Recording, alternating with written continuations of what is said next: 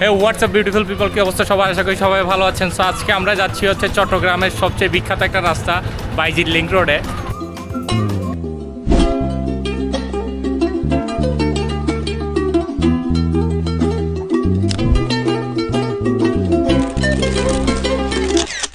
আমাদের বাসা থেকে স্থানটির দূরত্ব ছিল মাত্র 5 কিলোমিটার। তো আমরা খুব দ্রুতই সেখানে পৌঁছে গেলাম।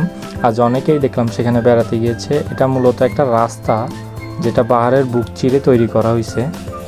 তো মূলত চট্টগ্রামের এক প্রান্ত থেকে অন্য প্রান্তকে সংযোগ করার জন্য।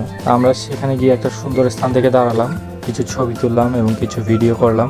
এই রোডটিতে যানবাহন খুব দ্রুত চলাচল করে, তাই যারা যাবেন সাবধান থাকবেন।